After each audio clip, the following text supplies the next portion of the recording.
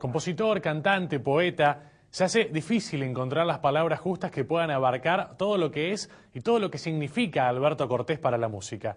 Un hombre que hoy tiene 69 años y que escribe canciones desde los 12 y toca el piano desde los 6. Con mucha humildad, él define su trayectoria diciendo: he seguido el camino de mi vocación. Alberto Cortés. Prefiero más que llegar, pensar que ya voy llegando, andar por andar, andando, caminar por caminar. Es un embajador de la cultura popular argentina en el mundo. Y mirar lo que yo mismo. Sus canciones recorrieron los escenarios más prestigiosos del mundo y fueron interpretadas por los artistas más reconocidos del espectáculo. Con las arenas del mar. Nació en el campo, en medio de la pampa inmensa y hacendosa, donde aprendió del sacrificio diario del trabajador rural. Más que llegar. Es un poeta, es un creador, es un artista que supo cantarle a las cosas simples de la vida con el ángel de una pluma sutil y comprometida. Por caminar.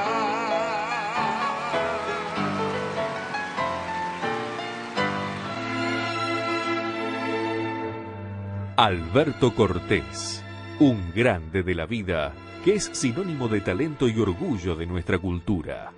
Impulsado por sus padres, desde muy niño comenzó su preparación artística. Desde muy temprana edad, a los 6 años, mi madre me mandó a estudiar el piano. Más como información que como una idea futura de profesión, ¿no? Y empecé a estudiar el piano a los 6 años, al tiempo que ingresé en la escuela primaria para aprender a leer y escribir. Por eso, cuando pasaron 6 años, tanto en la escuela primaria como en el conservatorio, yo ya tenía, con la soberbia que se tiene de niño, por el hecho de ese apuro que tenemos de niños de ser mayores, yo ya tenía información suficiente como para escribir mi primera canción. Eso fue a los 12 años o así. Aunque fue de todos, nunca tuvo dueño. Pero no fue hasta unos años más tarde, siendo un adolescente que cursaba el secundario en la provincia de Mendoza, que Alberto empezó a tomarse en serio a la música como una profesión. Nuestro y de la calle que lo vio nacer. Yo iba a la confitería París en San Rafael y me sentaba al piano y tocaba el piano todo el día y venían los amigos y nos juntábamos. Incluso cuando yo estaba en el colegio secundario, Manuel Ignacio Molina de San Rafael, que es donde hice el bachillerato, los fines de semana habían orquestas en el pueblo. Algunos cantantes que tenían esas orquestas formaron parte de los andariegos, el grupo de los andariegos. Entonces quedaron lugares vacantes y me invitaron a mí a cantar con ellos. Y yo iba los fines de semana y me ganaba 4 pesos, pero me alcanzaba lo suficiente como para fumar en aquella época y esas cosas. Quiso volar, igual que las gaviotas, pero es imposible. El abuelo un día, cuando era muy joven, allá en su Galicia, como le ocurrió a tantos otros artistas a lo largo de la historia de la cultura, Alberto Cortés tuvo sus primeros éxitos lejos de la patria nativa. A mediados de los años 60, España fue testigo de sus primeros espectáculos, donde interpretaba canciones sobre versos de poetas latinoamericanos. Los ejes de mi carreta nunca los voy a engrasar. El 2 de abril de 1967, cuando canté mi primer unipersonal en el Teatro de la Zarzuela de Madrid, y canté a Yupanqui, a Yupanqui, a Dávalos y a Pablo Neruda. Que decir Neruda en aquella época, o decir Yupanqui en la época de Franco, era jugarse el cuello, porque era como darle un bofetón al régimen, ¿no? hasta que el vino se acaba. Pues del matón al cobarde, solo media la resaca. Fue un momento clave en mi vida. A partir de ahí comencé a trabajar.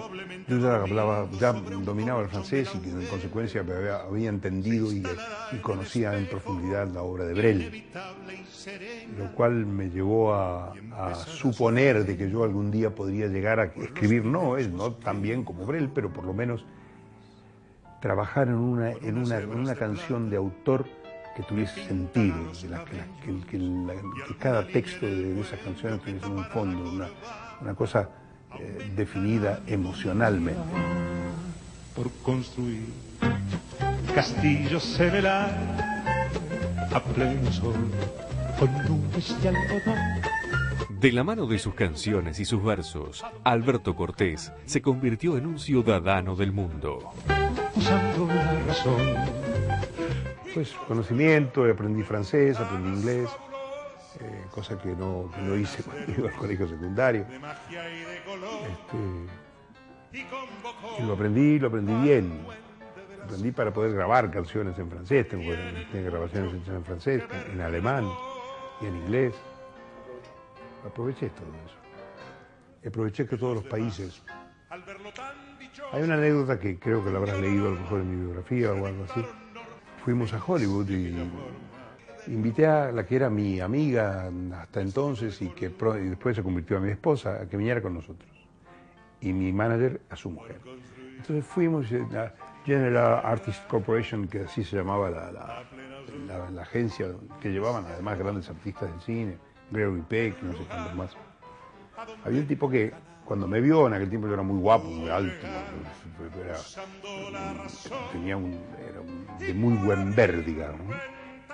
Y entonces cuando fuimos a cenar una noche, nos invitó él a cenar, y cuando vio que yo venía con una mujer me dice, ¿y esta señora quién es? Le digo, es my fiancée, mi novia.